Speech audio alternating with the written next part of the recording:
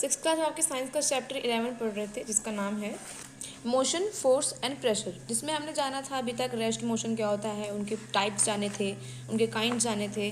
फिर हमने last class में पढ़ा था फोर्स क्या होता है। फोर्स किसी भी ऑब्जेक्ट को पुल कर रहे हो आप, किसी ऑब्जेक्ट को आप पुश कर रहे हो, उसको ही फोर्स कहते हैं। ठीक है, अब हम यहाँ देखते हैं, हमने उसके इफेक्ट भी पढ़े थे क्या होते हैं। अब हम पढ़ेंगे फोर्स के टाइप्स। फोर्स के कितने टाइप होते हैं? फोर्स के 4 टाइप्स होते हैं, muscular force, magnetic force, frictional force और ग्रेविटेशनल फोर्स। तो अभी हम सबसे पहले पढ़ेंगे मस्कुलर फोर्स क्या होता है। When we exert force by our arms और by the muscles of the body on any object, it is called the muscular force. अब ये जो 4 आपके फोर्स हैं, इसमें हम ये जानेंगे कि कौन सा फोर्स आप लगाते हैं तो उसे क्या कहते हैं। ठीक है, साइंस के वे में।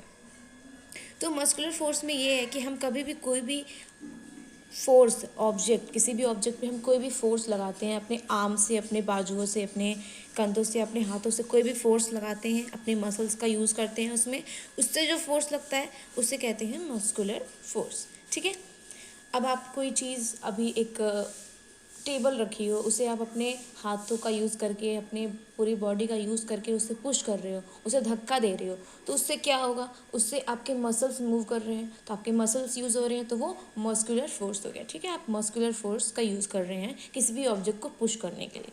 ठीक है, नेक्स्ट देखते हैं magnetic force. The magnet attracts the metals like iron, cobalt, nickel. The force exerted by a magnet is called the magnetic force. Magnet क्या होता है? मैग्नेट एक आपने सुना होगा, चुंबक।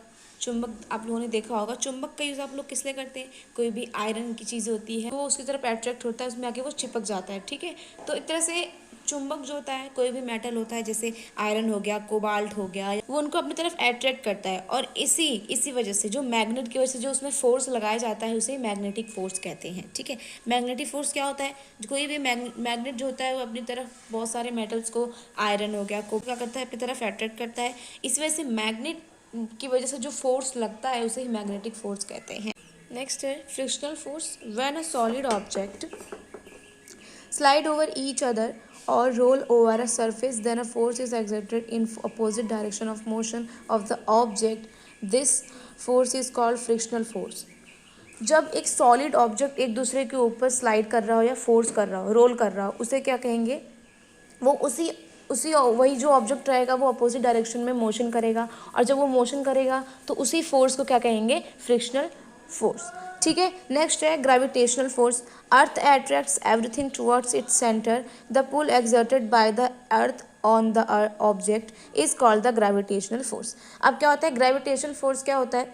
जब भी अर्थ जो होता है वो अपने सेंटर में सारी चीज़ों को अट्रैक्ट करता है, पुल करता है, अपनी तरफ खींचता है। अब आपने कोई चीज़ है ऊपर की तरफ फेंकी, वापस वो नीचे क्यों आती है? क्योंकि अर्थ जो है वो अपनी अपनी सेंटर पे उसको खींचता है, यानी कि ग्रेविटी होती है एक तरह से, जो आपको ऊपर जाने नहीं देती, वो नीचे रह जाती है। ठीक है, the pull exerted by the earth on the object it's called gravitational force. अब जो अर्थ की वजह से जो जो पुल, जो फोर्स लगता है, उसी को क्या कहेंगे? Gravitational force. ठीक है, नेक्स्ट है when we throw an object vertically upward, a force of gravity of the earth at once start acting on it and slow down the speed of object and stop it and finally pulls it towards itself. अब क्या होता है, आप कोई भी object जो होता है उसको स्ट्रेट वे में, वर्टिकली वे में उसको ऊपर की तरफ फेंकते हो, तो जो अर्थ होता है उसकी जो ग्रेविटी होती है वो अपना काम, जो अर्थ होता है वो अपनी ग्रेविटी की वे में अपना काम स्टार्ट कर देता है। कैसे? क्या करता है? आप कोई भी ऑब्जेक्ट होता है ऊपर की तरफ फेंकते हो, तो वो अर्थ जो होता है ना उसको अपनी तरफ खींचने की कोशिश करता है। ठीक है, वो क्या करता है? ऑब्जेक्ट की मोशन को, उसके जो ऊपर गई है उसके मोशन को वो स्लो डाउन कर देता है, और वो धीरे धीरे नीचे आ जाती है, और अर्थ क्या करता है? उसको अपनी तरफ खींच लेता है। ठीक है, वो भी एक तरह से ग्रेविटेशनल फोर्स ही है। ठीक है, नेक्स्ट है आपका only due to gravitational force we feel our weight. Weight is actually the force of gravity acting on body towards the centre of the earth. हम क्या करते हैं? ग्रेविटेशनल फोर्स जो होता है, इस फोर्स की वजह से हम अपना वेट जो होता है उसको फील कर पाते हैं। ठीक है, वेट जो होता है वो एक्चुअली में है बॉडी पर, अर्थ के सेंटर पर लगने वाला फोर्स है, जिसे ग्रेविटेशनल फोर्स कहते हैं। ठीक है, यहाँ तक हमने पढ़ लिया। नेक्स्ट है आपका एडवांटेज ऑफ फ्रिक्शन। फ्रिक्शन के एडवांटेज। फ्रिक्शन क्या होता है? फ्रिक्शन होता है एक तरह से एक ही सरफेस पे दो ऑब्जेक्ट का अगर कांटेक्ट होता है, उस वजह से उनमें जो मोशन होता है उसे ही फ्रिक्शन कहते हैं। ठीक है, एडवांटेज ऑफ फ्रिक्शन। फ्रिक्शन के जो लाभ होते हैं, फ्रिक्शन के जो हमें लाभ होते हैं उसके बारे में पढ़ेंगे। Without friction we can not walk. बिना फ्रिक्शन के हम नहीं चल सकते और हम बैठ भी नहीं सकते, क्योंकि हम फिसल जाएंगे, वी विल स्लिप। ठीक है, फ्रिक्शन की वजह से क्या होता है, हम बिना, अगर फ्रिक्शन नहीं रहेगा तो हम क्या करेंगे, हम चल भी नहीं पाएंगे और बैठ भी नहीं पाएंगे बिना फ्रिक्शन के, तो इसलिए फ्रिक्शन का होना भी ज़रूरी है। ठीक है, without friction we can not write on the paper और ऑन एनीथिंग। बिना फ्रिक्शन के हम किसी भी पेपर पे लिख भी नहीं सकते और किसी भी चीज़ पे हम नहीं लिख सकते। ठीक है, क्योंकि फ्रिक्शन रहेगा तभी हम किसी चीज़ को फोर्सली पकड़ पाएंगे। ठीक है, तभी हम लिख पाएंगे, अगर उस चीज़ में फ्रिक्शन ही नहीं रहेगा तो हम नहीं लिख पाएंगे। ठीक है, नेक्स्ट है आपका without frictions belt could not drive machines. जो आपके जो बेल्ट्स मशीनें होती हैं वो बिना फ्रिक्शन के नहीं चल सकती। ठीक है, उसमें भी फ्रिक्शन की ज़रूरत पड़ती है। Without frictions brakes of the vehicles would not work. बिना फ्रिक्शन के जो व्हीकल्स के ब्रेक्स होते हैं वो काम नहीं करेंगे। तो ठीक है, तो फ्रिक्शन का होना भी ज़रूरी है, वरना ये सारी चीज़ें आपके नहीं हो सकती। नेक्स्ट है आपका डिसएडवांटेज ऑफ फ्रिक्शन, यानी कि फ्रिक्शन के नुकसान क्या हो सकते हैं हमें। Energy is wasted in overcoming friction. जो एनर्जी है, जो ऊर्जा होती है वो वेस्ट होती है।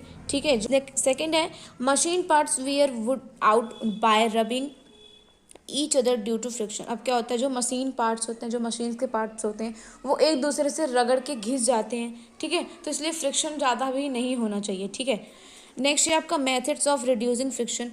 मेथड, ये सारे आपके 3 मेथड्स दे रखे हैं आपके, किस चीज़ के, फ्रिक्शंस को कम करने के मेथड्स दे रखे हैं। ठीक है, by making the surface smooth. हम फ्रिक्शन को कैसे कम कर सकते हैं, by making the surface smooth. Surface को स्मूथ बनाना चाहिए हमें, ताकि जो फ्रिक्शन है वो ज़्यादा ना लग सके। ठीक है, नेक्स्ट है बाय